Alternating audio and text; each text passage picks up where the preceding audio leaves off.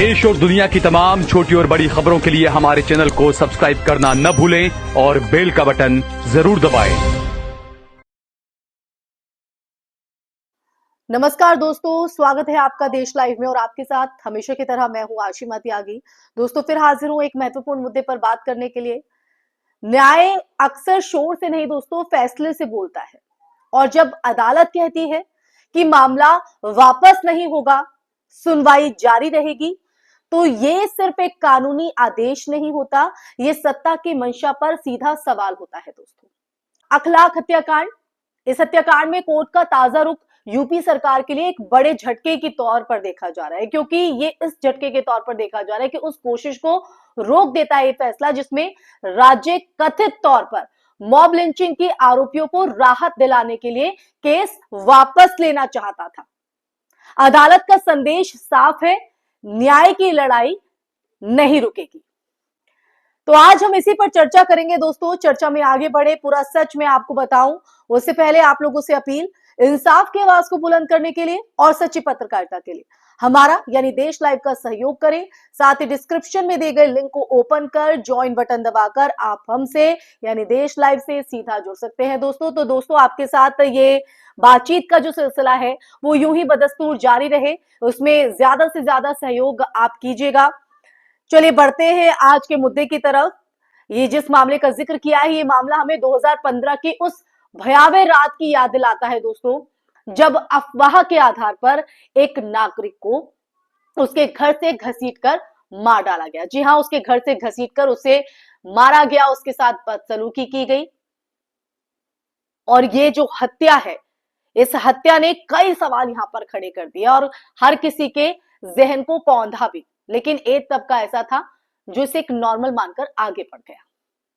तो दोस्तों ये भयावह मंजर कभी भुलाया नहीं जा सकता, जब एक सिर्फ शक के आधार पर, एक अफवाह के आधार पर एक नागरिक को उसके घर से निकाला जाता है, घसीटा जाता है, मार डाल दिया जाता है। सवाल केवल एक व्यक्ति की हत्या का नहीं था दोस्तों, सवाल था कि क्या भीड़ को कानून से ऊपर रखा जा सकता है। सालों की सुनवाई, गवाहियां और सबूतों के बीच अब जब सरकार केस वापस लेने की अर्जी देती है तो ये जो संदेह है वो पैदा होता है, राज्य का कर्तव्य पीड़ित के प्रति है या आरोपियों के प्रति। एक तरफ ऐसे मामले हैं जहां किसी हिंदू की मौत पर मुसलमानों को कड़ी से कड़ी सजा दिलाने के लिए पूरा जो सरकारी तंत्र है वो सक्रिय दिखता है, एक्टिव दिखता है। तेज चार्जशीट, सख्त धाराएं, न्याय की त्वरित घोषणाएं। दूसरी तरफ आप देखिए, दूसरी तरफ जब पीड़ित मुसलमान हो और आरोपी भीड़ का हिस्सा हो तो वही सरकार सार्वजनिक हित या सद्भाव का जो तर्क है वो उसे देकर केस बंद कराने की कोशिश करती नजर आती है दोस्तों। यही जो अंतर है वो केवल राजनीतिक नहीं, संवैधानिक नैतिकता का भी है। कानून की मूल आत्मा समानता है दोस्तों, धर्म, जाति, पहचान से परे। लेकिन जब राज्य की कार्रवाइयां चयनात्मक लगे तो न्याय पर भरोसा डगमगाता है। कोर्ट की तरफ से अर्जी खारिज करना इसी भरोसे को थोड़ी मजबूती देता है। ये याद दिलाता है कि अभियोजन का जो नियंत्रण है वो सरकार के पास हो सकता है, पर न्याय का अंतिम विवेक अदालत के पास है। जैसा कि अदालत ने इस मामले में कहा कि जो न्याय की लड़ाई है वो रुकेगी नहीं, जारी रहेगी। कानूनी और लोकतांत्रिक निहितार्थ भी आप इस मामले में समझिए।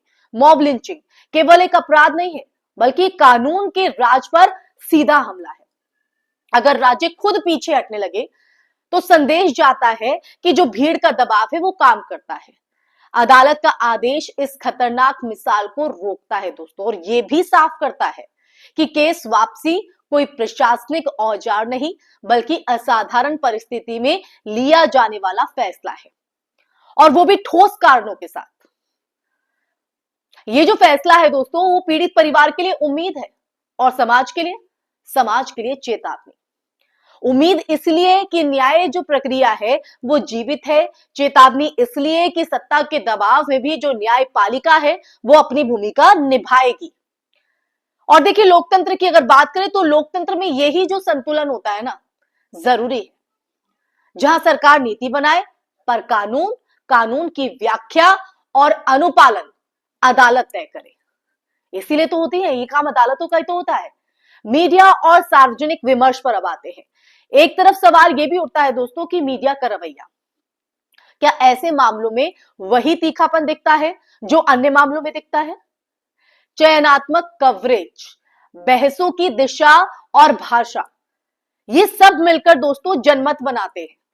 जनमत, जब अदालत तथ्य और कानून के आधार पर आगे बढ़ती है ना, तो जो मीडिया की जिम्मेदारी है, वो मौन की नहीं, मीडिया की जिम्मेदारी है कि वो जो पूरी प्रक्रिया है, पूरा जो सच है, जो जनता को जागरूक करता है, वो सामने लाकर रखे। इसीलिए दोस्तों मैंने मीडिया की चुप्पी का जिक्र यहां पर किया।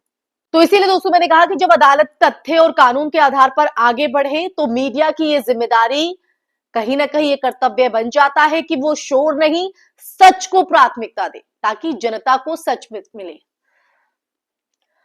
तो आज अदालत ने सिर्फ एक अर्जी खारिज नहीं की है, उसने याद दिलाया कि न्याय किसी धर्म का नहीं होता है, वो संविधान का होता है, उसी के तहत ये न्याय मिलता है।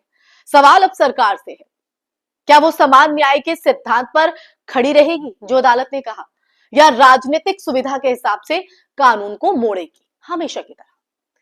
अखलाक हत्याकांड की सुनवाई जारी है दोस्तों, और इसी के साथ जारी है हमारी लोकतांत्रिक परीक्षा। न्याय रुकेगा या नहीं, इसका जवाब अब केवल कोर्ट नहीं, हमारा सामूहिक विवेक भी देगा दोस्तों, हमारी भागीदारी भी देगी, हमारी जवाबदेही भी देगी।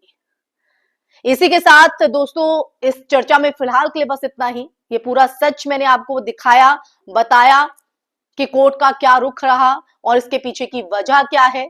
लेकिन अब आप लोगों पर मैं ये सवाल छोड़े जाती हूं कि कोर्ट के फैसले से आप कितना इत्तेफाक रखते हैं, और क्या वाकई सामूहिक विवेक का साथ आप इस मामले में देंगे?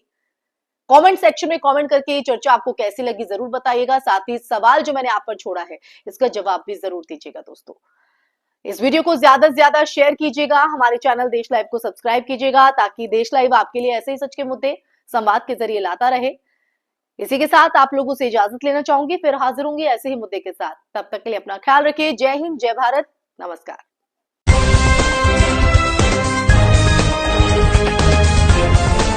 देश और दुनिया की तमाम छोटी और बड़ी खबरों के लिए हमारे चैनल को सब्सक्राइब करना न भूलें और बेल का बटन जरूर दबाएं।